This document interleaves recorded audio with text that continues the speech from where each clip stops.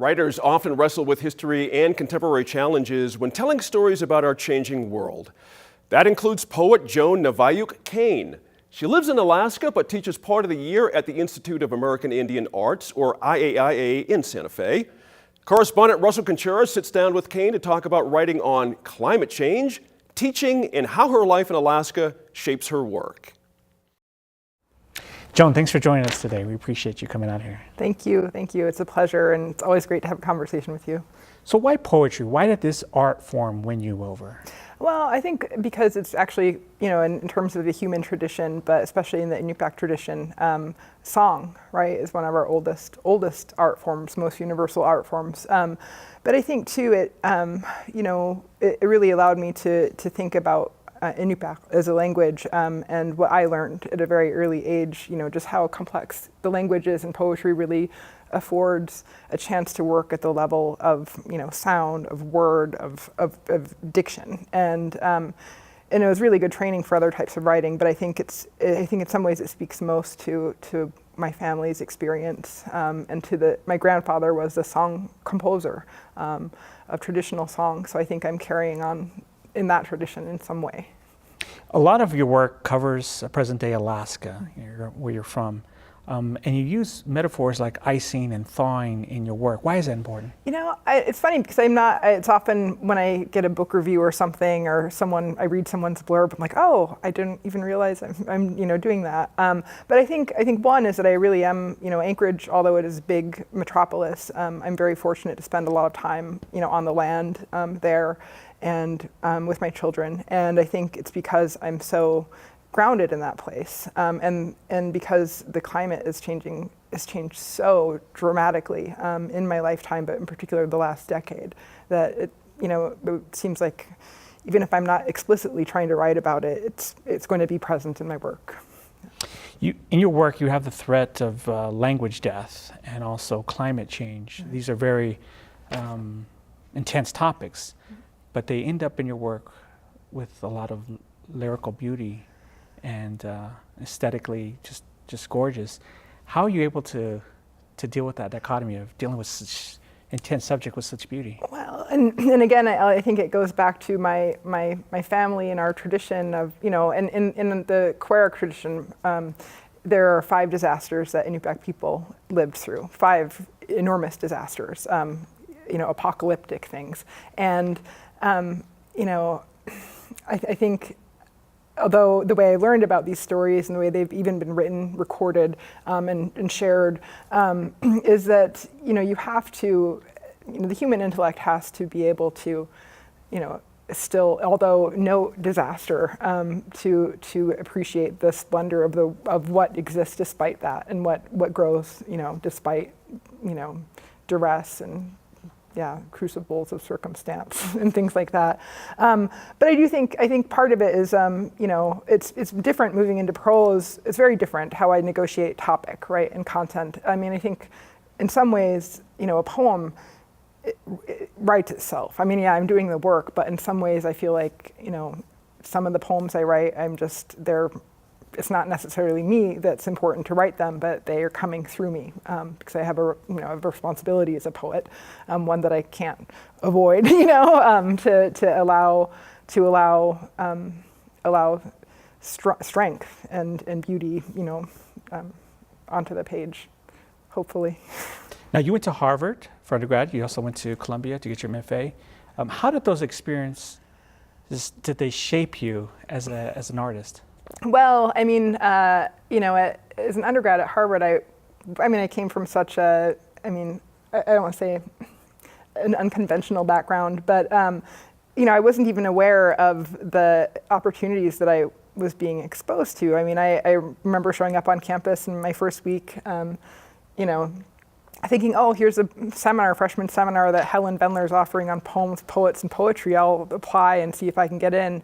Not understanding yet, who Helen Vendler was, and was able to. Some of the teachers and mentors I had there, like Barbara Johnson, were so kind and, wonderful teachers. So I think I had access to really great professors there, and my friendships, my classmates. But it was, both places certainly this feeling of being the first Eskimo to graduate from Harvard, or or to go to Columbia, or things like that. I mean, that constant negotiation with a lot of structural, issues was something I think that I think was good to experience and work through, because it made me realize how important it would be to become a teacher, to be present, through my writing, and to make opportunities for other people. And of course, I think starting an MFA in 2001, at Columbia, really fortunate to be around, a critical mass of writers of color, and people that are really doing are doing amazing things, and will continue to do amazing things to change how we experience literary culture. And how do you now, based on your experience, mentor other students who may come from similar backgrounds? How do you help them navigate that world? One is I think keeping students grounded in work, right, in writing itself is one. Is centering that experience, that one of the beneficial things about teaching is that there are deadlines, right? Deadlines for students and deadlines for teachers. It's a lot of structure, and I think reminding students to prioritize that we all only have 24 hours in a day, but you got to prioritize your writing time. If not every day, some of us don't have that luxury. Every week, make sure that you're setting aside time to really work. But I also think part of it, has been. It's not so much an issue of holding space, especially for other Indigenous women, but I think just by being present, and I think it helps. I mean, visibility helps, and I also think too that in particular with IAI, the low residency format allows for more of a one-on-one conversation. I think it's more of a mentorship model, so it's not sort of. Doesn't come freighted with some of the issues of being, say, in an MFA program that is incredibly competitive from week to week, in person and things like that. You mentioned recently in the New York Times article that a lot of your work is about writing against loss or written against loss. What do you mean by that? I think one of my relatives, Bernadette Yayuk Albana Stimple, who's a director of the Eskimo Heritage Program of QUARIC, the regional nonprofit in Western Alaska. She did her master's degree thesis on language revitalization. And she says in her thesis, but says to me all the time, we have to stop thinking about a dwindling number of language speakers, but that every person of King Island descent that's born into the world is a language learner, is a potential language learner. And she said, we can't, in order for our language to survive and continue to grow, we have to be able to get out from under this feeling that we're being, extinguished or extincted, and we have to really start thinking of every moment as one where our children can learn, where, adults, if they weren't raised with exposure to the language, can reach out and learn and ask questions. And, I think there's that. But I also think too that, it can be really hard to continuously contextualize, especially Indigenous experience, in terms of something that, something that is going to, defeat us. That's not. I can't work under those constraints. I have to be more optimistic than that. Of course, Sherman Alexie, the famous novelist of Tonton and Long Ranger Have a Fish Fight in Heaven, and a number of other novels. He, of course, has recently faced allegations of sexual misconduct by some Native women writers. How has this controversy affected this small community of Native writers? Well, it's interesting because, and he's also written a number of books of poetry, and he's got, the memoir and also a number of screenplays. I just like to add that because people forget that he started out as a poet. Yeah. But I think one is that, in the Indigenous community, it's not as if many of us don't experience these issues or have not experienced them, not just at an existential level, but at a personal level. Almost every single day. And so it's been interesting to see how some of this conversation, when attached to essentially when appended to a hashtag movement on social media, how I think it can be really disruptive to, I think the in-person conversations that we have as a community or that we have over the phone or whatever in our communications with each other tend to be center on different issues, right? And I think the thing that's been difficult is that social media can be a great tool for change, but it can also, we're learning, I think, as a community how to how to be able to have some of these conversations in protected spaces, right, in constructive spaces, and how not to not to allow the Indigenous experience to be subsumed by a larger narrative that may actually have be contrary to what our self-determination is. Speaking of King Island, you recently went there a few years ago for the first time. This is the first time since the 1960s your family left. What did you find there, and how did that experience shape you? Well, my mom had told me the night before I left for Nome, and we were on a 5-day weather hold in Nome before we went out, but she said, when you get close to the island, you're going to start to see a lot of birds.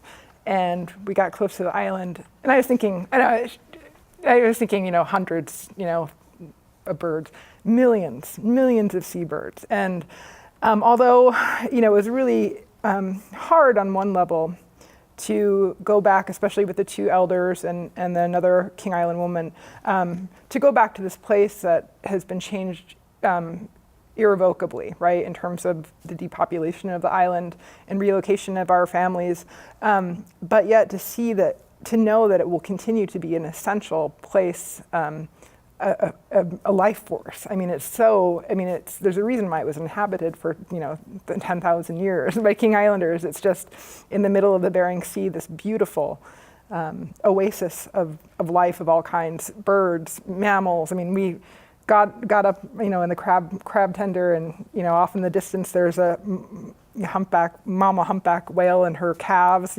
breaching, and you really couldn't script it.